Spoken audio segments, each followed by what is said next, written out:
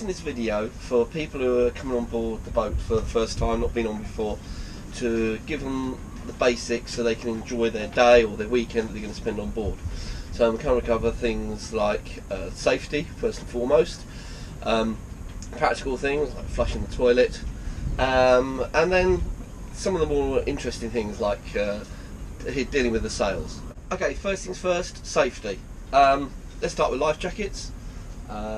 You may or may not need to wear a life jacket. I will tell you if you need to wear a life jacket, but certainly when you first come on the boat, you should all get a life jacket. Make sure that it fits you, that it's suitable for you. This is a life jacket. It's always a bit confusing when you first put it on, but you put it on like you'd put on a jacket or a waistcoat. So one arm through there, the other arm through there.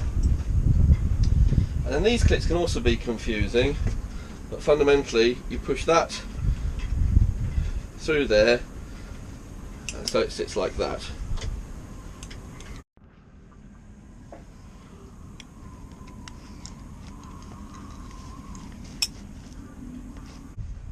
In terms of safety, the worst thing that can happen is someone falling overboard, and it's very easy to do. It's easy to become unaware or get used to the fact that the boat's quite stable, and on a calm day it is very stable. But it only needs a little bit of movement in the water, a motorboat going past with a big wake, or just a little bit of swell from a passing wave, to upset the boat, and you can throw you off balance very easily. And when that happens, you can trip and you can fall overboard very easily. So the golden rule when you're on the boat is always to have one hand for the boat. So wherever you are, whenever you're moving around the boat, always make sure that you have a hand on the boat. It takes a little bit of time to get used to, but as you move around the boat, you'll find certain handholds in various places, so you can make sure that you always have a hand on the boat. Hold on to the guardrail if you're moving forward along the boat, and keep your body low, so bent over if you're at the front. If you do fall over, it's easier to grab hold of the handrail with both hands, or to stop yourself going overboard. Now on to the most important part, flushing the toilet. I know it sounds daft, but it's easy to know about these things before you get on board. The toilet is not like a toilet at home. It's not a flush that you pull, it is a manual one, and so you have to pump it. The pump has two pieces. It has the actual pump handle that pumps water in and out, and it has the valve at the back which determines which it does. When this lever is switched to the left and you pump the handle, water will pump both in and out of the toilet.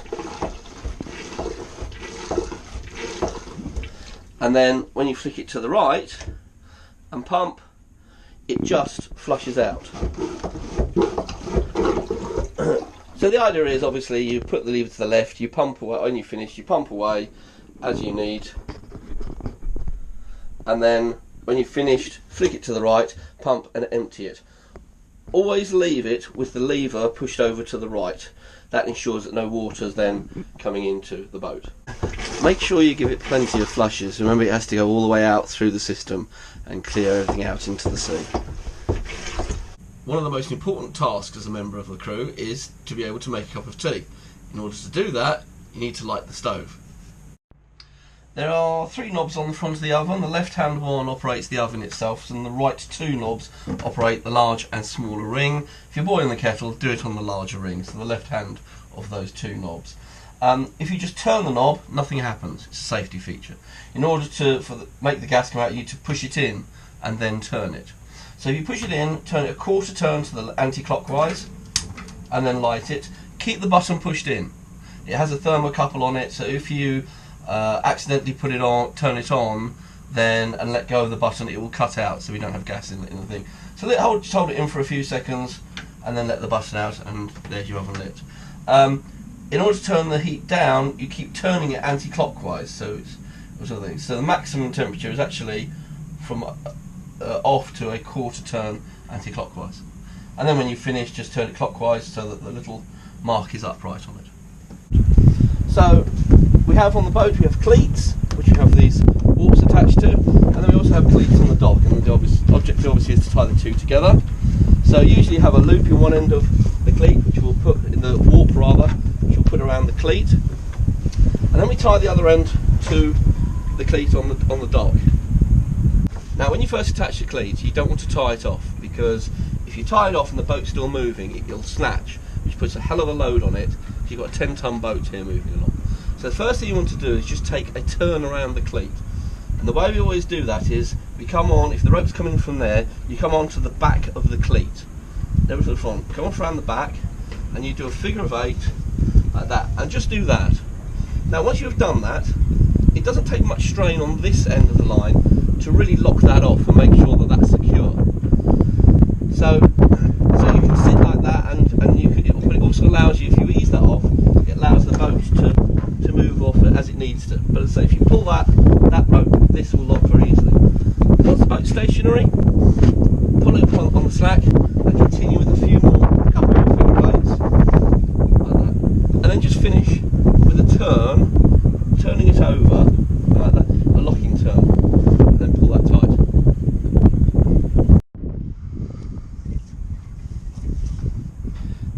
That's all you need to do in order to hold it. And then a couple of extra turns, and then just take this, turn it over like that, and pull, and that locks it. And then the last thing I'll show you is some of the trimming of the sheets and halyards. Halyards are the ropes that pull the sail up. Sheets are the ropes that pull the sail in. Once the sail is up, they pull the sail in to be able to catch the wind, basically. On this boat we have what's called furling. In effect, the sails wrap themselves round when you put them away, so we never truly lower the sails, we just wrap them away. So you never need to worry about halyards. The real thing is the sheets, in terms of bringing them in. All the ropes on the boat basically come through a clutch which locks them off, holds them in place, and then we use a winch to control it. In terms of the clutch, when it's closed like this, it can always come this way, but it can't go back. So that's locked off then. In order to open that clutch, lift it up and push it all of the way back. Just opening like that doesn't unlock it, but you've still got the cam locked on the bit. So just push it all the way back so it's solid, and now the rope can move freely. It's important to do that because it's very easy to, when the wind suddenly catches the sail and you need to let it out quickly, if that's locked off, you take it off the winch and suddenly nothing's happening. So when you've got a rope on a winch, always have that open. In terms of the winches themselves, most of these are 2-speed winches. So if I turn one way, it goes fast. If I turn the opposite way, it goes at half speed, making it easier. So you turn anti-clockwise first of all, and then when it gets harder, you then start turning it clockwise. In terms of the way the winch moves, the winch always turns itself, the drum always turns clockwise. Okay, and whichever way you turn the handle, notice the winch always turns in that same direction. So when you're putting the rope on, obviously always turn it clockwise. Take 2 or 3 turns. You may find 1 or 2 isn't enough. If there's a lot of pressure on it, it can slip. But just putting 1 extra turn on there massively increases that holding power. And then once you think you've got enough turns on there, 2 or 3 as I say is fine, then you go over this finger and then go into the groove here at the top. So always remember, over the finger first, then into the groove. And what that then means is that that is locked. That then can't go back out. So you then have the luxury of both hands free. It's called a self-tailing winch. You haven't got to hold the end of the rope, the tail of the rope. It does it all for you. You put your winch handle in, and these winch handles have a piece here. They hold in place, but they have this button on the top here which releases that. So just push on the button, slot it in there, and that will hold in place.